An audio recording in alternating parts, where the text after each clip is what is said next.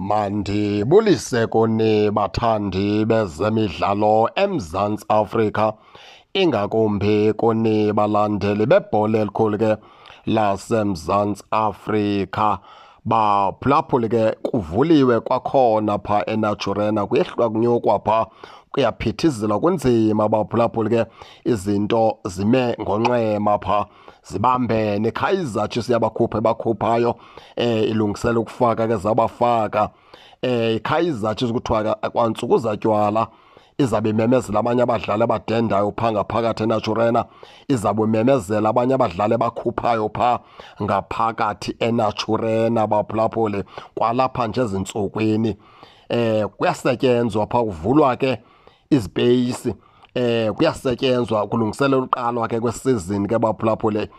Abadlali abafana noGeorge Mahlowu, abadlali ke abafana phaa nala makhwenkwanyana ke wakoTashik Morris, Pulemoti, Ntwari, abo badlali abo ke ngabadlali ke Augustin Sireno, ekuthiwa ke bangalandela ke phaa kwiqela leKaizer Chiefs bakhutshwe, njengoba seniyazi into yokubana uGeorge Mahlowu akasekho sebamkhupha, Happy Mashiyana akasekho sebamkhupha, Augustin Sireno sebeyicacisile yakhe into yokubana ke abaqhubeleki naye.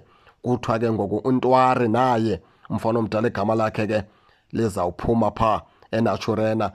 uPulemoti naye umfana omdala ke into yakhe ayithi cace siKaizer Chiefs nge-future okanye ngekamva likaPulemoti, naye icontract yakhe iphelelwe phaa izolo.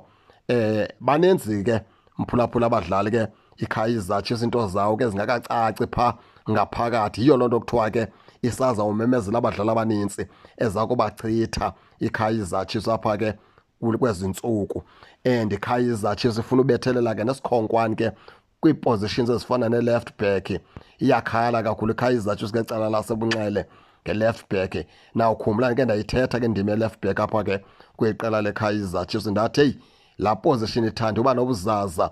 nguBradley Cross yedwa i-left back eqinileyo phaa kwiqela leKaizer Chiefs. So pase kamako endaweni into yokubana benyusa umgangatho, uya umgangatho uba phantsi kakhulu kubafana abadala. Ngeke ndothuke xa benokhululwa yiKaizer Chiefs balowune, ngoba akho nto noko bayingenisayo phaa ngaphakathi opase kamako kulaa left back yeqela ke leKaizer Chiefs.